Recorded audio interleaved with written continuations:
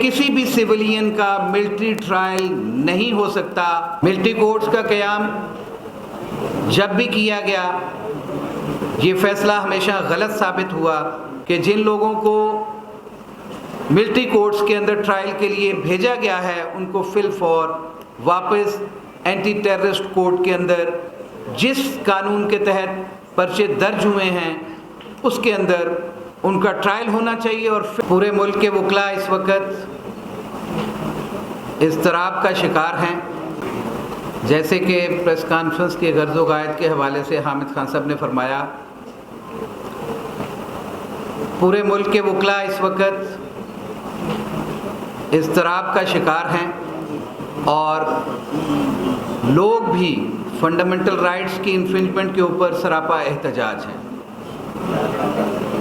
Military courts का क़याम जब भी किया गया, ये फैसला हमेशा गलत साबित हुआ। इससे मुल्क और कौम में तकसीम हुई, लोगों के बुनियादी हुकूक की पामाली हुई। पहले ड्यू प्रोसेस ऑफ लॉ था, अब तो article 10A of the constitution जो है वो आइन के अंदर शामिल किया गया है और उसके अंदर एक ही वाज़े पैगाम है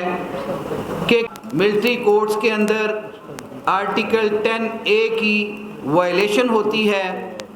और वहाँ पे उनको नहीं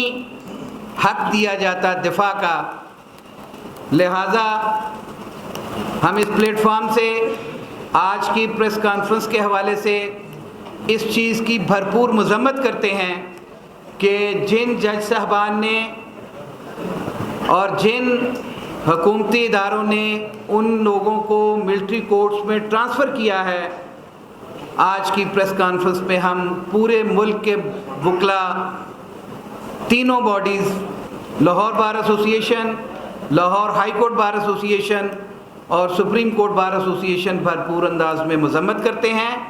और मुतालबा करते हैं कि जिन लोगों को मिलिट्री कोर्ट्स के अंदर ट्रायल के लिए भेजा गया है उनको फिल फॉर वापस एंटी टेररिस्ट कोर्ट के अंदर जिस कानून के तहत पर्चे दर्ज हुए हैं उसके अंदर उनका ट्रायल होना चाहिए और फेयर ट्रायल होना चाहिए। दूसरा, जैसे कि खान साहब ने फरमाया कि जब किसी भी शख्स का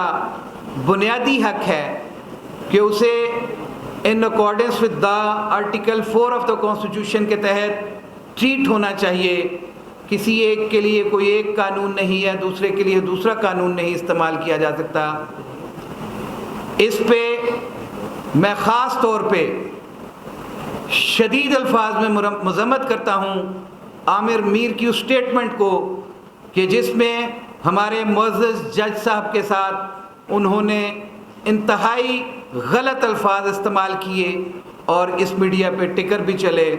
कि उन्होंने उन मोहतरम जज साहब के बारे में जिन्होंने केस को डिस्चार्ज किया था उनके बारे में इंतहाई गलत अल्फाज का इस्तेमाल किया। मुतालबा है कि ऐसे केयर टेकर मिनिस्टर्स को फिल फॉर फारिग किया जाना चाहिए। वैसे तो कोई जवाज़ नहीं है केयर टेकर गवर्नमेंट का इस वक्त रहने का, लेकिन ऐसे लोग जो वकला के ऊपर हर्जा सराई कर रहे हैं, मुअज़्ज़ज़ अदालतों के ऊपर हर्जा सराई कर रहे हैं, हम भरपूर अंदाज में उसकी मज़म्मत करते हैं। और जिस तरह कानून और आइन के मुताबिक अदालतें फ़ैसले करती हैं, उन अदालतों के फ़ैसलों का एहतराम होना चाहिए और उनको as it is stricto sensu comply with होना चाहिए। लेकिन जिस तरह से हमारे मुल्क के अंदर सुप्रीम कोर्ट के अंदर तकसीम के ज़रिए ऐसे फ़ैसलों को सबोताज करने के लिए एक घिनौना साजिशी अमल जारी है, हम पूरे मुल्क के वकला इस बात की भरपूर मज़म्मत करते हैं और आज फिर दोबारा यादा करते हैं कि हम अपनी अदालतों के साथ इस हद तक ज़रूर खड़े हैं कि उनके अहकामात के ऊपर अमल दरामद होना चाहिए। तीसरी जो बात खान साहब ने फरमाई कि लाहौर के अंदर इससे पहले भी अदालतों को तकसीम करने का एक अमल किया गया। जो आज मौजूदा चीफ जस्टिस ऑफ पाकिस्तान हैं وہ اس وقت لاہور ہائی کورٹ کے چیف جسٹس تھے. اس وقت بھی لاہور کو 2 ڈسٹرکٹ میں تقسیم کیا گیا تھا، لیکن وکلا نے ایک ہی بات کہی تھی کہ بار کو تقسیم نہیں ہونے دیں گے. آپ انتظامی طور پہ 4 اضلاع بنا لیں، 2 اضلاع بنا لیں، ہمیں کوئی تکلیف نہیں ہے، لیکن عدالتیں ایک جگہ پہ ہوں گی. پچھلے سال بھی عدالتوں کو مولٹون منتقل کرنے کی کوشش کی گئی، لیکن اس وقت بھی یہی چیف جسٹس تھے. انہوں نے دیکھا کہ وکلا اس بات کی بھرپور مخالفت کرتے ہیں، وکلا اس بات کو کسی طور پہ تسلیم کرنے کو تیار نہیں ہے. تو پھر سب سے بڑی بات جو ہے وہ یہ ہے کہ موجودہ چیف جسٹس صاحب اگر بار کے نمائندوں کے ساتھ کوئی مشاورت کیے بغیر ایسا کوئی عمل کرتے ہیں تو وہ بالکل قابل قبول نہیں ہے. اور ہم یہی چاہتے ہیں کہ عدالتیں ایک جگہ پہ ہوں، بار کو تقسیم نہ کیا جائے، اور بار اپنے آئینی حقوق کے لیے ہمیشہ متحد ہو کے supremacy of the constitution, independence of judiciary کے لیے اپنا رول پلے کرتی رہے. اسی بابت ہم لوگوں نے ایک کنونشن کے انعقاد کے لیے مشاورت کی ہے.